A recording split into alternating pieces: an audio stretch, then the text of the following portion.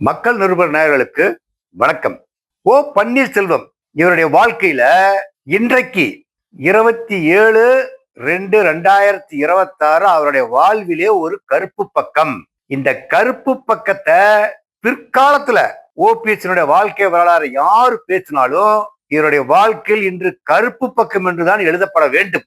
1970 அதிமுக உறுப்பினராக சேர்ந்து பெரியகுளம் தொகுதியில நகர செயலாளர் அதிமுக பதவி வகிக்கிறார். அதற்கு பின்னால தேனி மாவட்ட செயலாளராக அதுக்கு பின்னால் அதிமுக இருந்து செயல்படுறார். இவர் எப்ப கட்சியில முதலா ஒரு எம்எல்ஏ ஆகிறார்னு சொல்லி சொன்னாக்க 2001 தான் முதல் இவர் கட்சியில பெரியகுளம் தொகுதியில எம்எல்ஏவாக இருக்கிறாங்க. அப்போ ஜெயலலிதாவினுடைய ஆட்சி காலம். அதற்கு பின்னால 2006 மறுபடியும் பெரியகுளம் தொகுதியில எம்எல்ஏவா இருக்கிறாங்க. அதற்கு பின்னால் 2006க்கு பின்னால் 2011 மீண்டும் தேனியினுடைய தொகுதியில தான் அவர் எம்எல்ஏவா இருக்கிறார். அப்புறம் 17 எம்எல்ஏவா இருக்கிறார். 2021 எம்எல்ஏவாக இருந்து கிட்டத்தட்ட ஒரு 5 முறை இவர் சட்டமன்ற உறுப்பினராக பெரியகுளம் தேனி தொகுதியில தேர்ந்தெடுக்கப்பட்டவர் தான். ஜெயலலிதா அவர்கள் டான்சி வழக்குல குற்றம் என்று நிரூபிக்கப்பட்ட பொழுது இவருக்கு 2001 இவரை முதலமைச்சரா பதவி வகிக்கிறதுக்கு ஜெயலலிதா செய்யறாங்க. 2001 இருந்து 2002 6 மாதம் முதலமைச்சர் பொறுப்புல இருக்கிறார். ஜெயலலிதா அந்த தண்டனை தீர்ப்பிலிருந்து ரிவோக்காய் வந்த பிற்பாடு மீண்டும் அவங்க கையிலேயே அந்த ஆட்சி கொடுக்குறாங்க. அதற்கு பின்னால் மீண்டும் ஜெயலலிதாவுக்கு இதே ஒரு பிரச்சனை வருகின்ற பொழுது 2014 15 வருடம் 8 மாசம் முதலமைச்சரா இருக்கிறார். முதலமைச்சரா இருந்ததுக்கு பின்னால மறுபடியும் ஒருக்கா ஜெயலலிதா ஆட்சிக்கு வர்றப்போ மீண்டும் அவங்களுக்கு ஆட்சிய கொடுக்கிறார். அப்ப 2016 2017 3 மாசம் முதலமைச்சராக ஆட்சி செய்யறார். மொத்தத்துல பார்த்தாக்க ஒரு 17 ஆண்டு காலம் 17 மாதம் அவர் முதலமைச்சரா அங்க பதவி வகிக்கிறார். ஆனா அனைத்து இந்த அண்ணா திராவிட முன்னேற்ற கழகத்துக்கு ஜெயலலிதாவுக்கு விசுவாசமாக இருந்தாலோ என்னமோ தெரியாது, ஆனா சசிகலாவுக்கு விசுவாசமாக இருந்தார். ஏன்னா சசிகலாவும் தேவர் முக்குளத்தோர், ஓபிஎஸும் ஓட்டக்கார தேவர் மகன் ஓபி பன்னீர்செல்வமும் தேவர். அதனால ஒரு நம்பிக்கைக்கு பாத்திரமா சசிகலாவுக்கு இருந்தாங்க. இப்படி இருந்துகின்ற சூழ்நிலையில ஜெயலலிதா அவர்களுடைய மறைவுக்கு பின்னால் 2014 ஜெயலலிதா மறைஞ்சதுக்கு பின்னால இவருக்கு கட்சியில மறுபடியும் முதலமைச்சர் பதவி கொடுத்து பிரச்சனை நடக்கிறப்போ இவருடைய நடவடிக்கை சட்டசபையில திமுக பார்த்து பல்ல காமிச்சுக்கிட்டு இருந்தாரு, அவங்களுக்கு ஆமா போட்டாரு.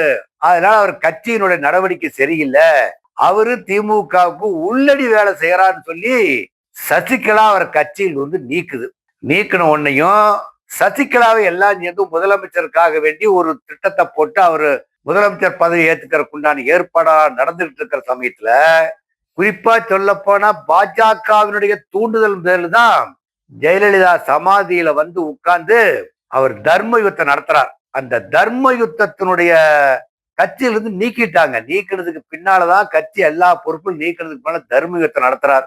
தர்ம யுத்தம் நடத்தி எந்த பிரயோஜனமும் இல்லை.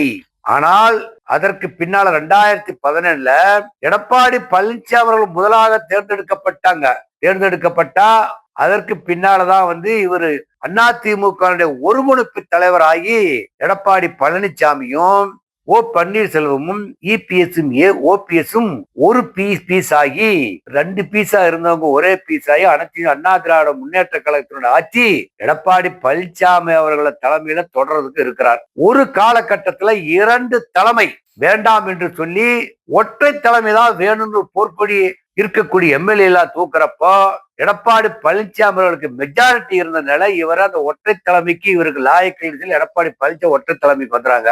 அதற்கு பின்னால் இவர் கட்சியிலிருந்து நீக்கப்படுகிறார். இது ஓ பன்னீர்செல்வத்தினுடைய அரசியல் வரலாறு. 3 முறை முதலமைச்சராக இருந்தவர், கிட்டத்தட்ட 5 முறை 5x5 25 ஆண்டு காலம் எம்எல்ஏவாக பதவி வைத்தவர். அவருடைய அரசியலுடைய வாழ்க்கை காலம் 50 ஆண்டு காலம். எல்லாம் இருந்து என்னங்க பிரயோஜனம்? இவரு கூட ஆதரவா இருந்தவங்க மனோஜ் பாண்டியன், வைத்தியலிங்கம், ஐயநாதன், இந்த 3 பேரு தான் இவங்களுக்கு ஆதரவா இருந்தாங்க. இவருடைய நடவடிக்கை சரியில்லை என்ற காரணத்திற்காக மனோஜ் பாண்டியன் முதல்லயே திமுக ஓடிட்டாரு. அதற்கு பின்னால் வைத்திலிங்கும் போயிட்டாங்க. இவரு கிட்ட ஒரே ஒரு எம்எல்ஏ வச்சுக்கிட்டு தான் ஆதரவாளர் எம்எல்ஏன்னு ஒரு போக்கு காமிச்சுட்டு இருந்தாங்க. இப்போ இவரை சீண்டுவார் இல்லை. பாரதிய ஜனதா கட்சியினுடைய சார்பா போய் 2027 ராமநாதபுரம் தொகுதியில எம்பிக்கு போட்டியிட்டார். பலாப்பழ சின்னத்துல போட்டி போட்டு அங்க தோத்து போயிட்டார். அதற்கு பின்னால் பாரதிய ஜனதா இவரை கண்டு கொள்ளவே இல்லை. பல்வேறு முயற்சிக்கு பின்னால் அமித்ஷா கிட்டையும் ஓடிக்கிட்டு போய் எப்படியாவது கட்சியில சேர்த்துங்க அப்படின்னு சொல்றாங்க. ஆனா அவங்க கட்சியில சேர்த்துற மாதிரி இல்ல. இந்த சமயத்துல எடப்பாடி பழனிசாமி அவர்கள் சசிகலாவையும் கட்சி விட்டு ஓரம் கட்டி வச்சுட்டார். பன்னீர்செல்வத்தையும் கட்சி விட்டு நீக்கி ஓரம் கட்டிட்டாங்க. இப்போ எடப்பாடி பழனிசாமிக்கு எங்க அவர் முதலமைச்சர் ஆயிருவாரோ 2026 அப்படின்னு சொல்லி அந்த காழ்ப்புணர்ச்சியின் காரணமாகத்தான் இன்னைக்கு திமுகவுல போய் மு.க.ஸ்டாலின் தலைமையில் ஐக்கியமாயி எடப்பாடி பழனிசாமிக்கு துரோகம் செய்யறாரோ என்னமோ தெரியாது. ஆனா அனைத்து அண்ணா திராவிட முன்னேற்ற கழகத்துக்கு துரோகத்தை பண்ணிட்டு இவர் போய் திமுக செய்யறார்.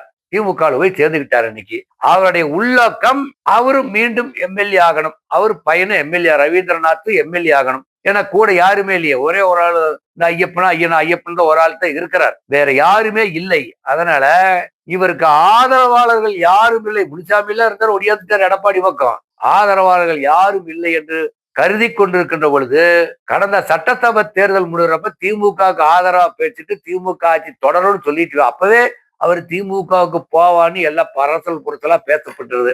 இவர் அண்ணா திமுகவிலிருந்து திமுகவுக்கு போய் சேர்ந்ததுனால அண்ணா திமுகவுக்கு பாதிப்பு ஏற்படும். அண்ணா திமுகவை ஒழிச்சு கட்டணுங்கிற முடிவுல தான் அவர் போய் சேர்றார். ஆனா அவருடைய தலையெழுத்து அப்படி இருக்கிறப்போ அங்க போய் அவருக்கு வாழ்வு வருமா மறுவாழ்வு வருமாங்கிறத அவருதான் யோசனை பண்ணி பார்க்கணும். இந்த சமயத்துல ஓபிஎஸ் பண்ணின பச்சை துரோகம். நீங்க எலெக்ஷன்ல எதுல நிக்கலன்னு சொல்லி அமைதியாக இருந்திருக்கணும். நீங்க உங்களுக்கு 75 வயசு ஆயிப்போச்சு. இப்ப போய் நான் தாய் கழகத்துல சேர்ந்தேன்னு சொல்லி இந்த தாய் கிழவன் சொல்றான். இவர் போய் மு.க.ஸ்டாலின் அவர்களுடைய முன்னிலையில் போய் இன்னைக்கு காத்தால சேர்றப்போ இவருக்கு யாரெல்லாம் வேண்டாங்கன்னு இருந்தாங்களோ அவங்கதான் கூட பக்கத்தில் இருக்கிறாங்க. தங்க தமிழ்ச்செல்வன் கூட இருக்கிறார். நம்ம இந்து அறநிலையத்துறை அமைச்சர் சேகர் பாபும் கூட இருக்கின்றார்கள். இவர்களோட போய்தான் அதிமுக இருந்து விலகி, அதான் அதிமுக கிடையாது, போய் திமுக சேர்ந்துக்கிட்டார். இப்படி திமுகவுல சேர்ந்து அனைத்து அண்ணா திராவிட முன்னேற்ற கழகத்திற்கு எடப்பாடி பழனிசாமி அவர்கள் மீண்டும் முதலமைச்சராக வரக்கூடாது என்ற காரணத்துக்காகத்தான் இவர் போய் அங்க செய்யறார். இப்ப எடப்பாடி பழனிசாமிக்கு ஒரு பெரிய ஷாக்காத்தான் இருக்கும். ஏன்னு சொன்னா நாம ஒரு வலுவான கட்சியில கூட்டணியில் இருக்கிறோம்.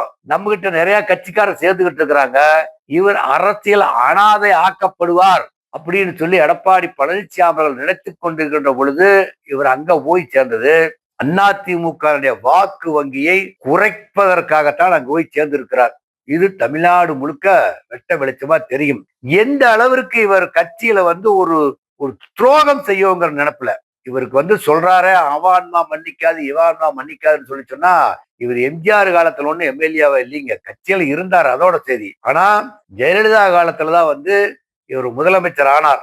ஆனா ஜெயலலிதாவினுடைய ஆன்மா மன்னிக்குமான்னாக்கா, ஏன்னு சொன்னா திராவிட முன்னேற்ற கழகத்தை தீய சக்தின்னு சொன்னவர் தான் ஜெயலலிதா அவர்கள். அந்த தீய சக்தியோடு போய் இன்றைக்கு இவர் அங்க ஐக்கியமாக்கிட்டார். அந்த தீய சக்தி இவருக்கு வாழ்வு கொடுக்குமா என்பது பார்த்தால் வாழ்வு கொடுப்பதற்கு 2026 தேர்தல் ஏதாவது இங்கே சீட்டு கொடுத்து இவருக்கு ஏதாவது இங்கே ஒரு உதவி பண்ணாதான், இல்லைன்னா இல்லை. ஆனால் எடப்பாடி பழனிசாமி அவர்கள் என்ன செய்வார்கள் என்று சொன்னால் இவர் எந்த தொகுதியில போட்டி போடுறாரோ, எந்த தொகுதியில் போட்டியிடுகின்றாரோ இவரும் இவரை சார்ந்தவர்களும் போட்டி போடுற தொகுதியில திமுகவில் தான் போட்டி போடுவாங்க.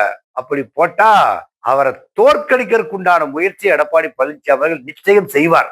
ஏன்னா இது கோல்டு வார்.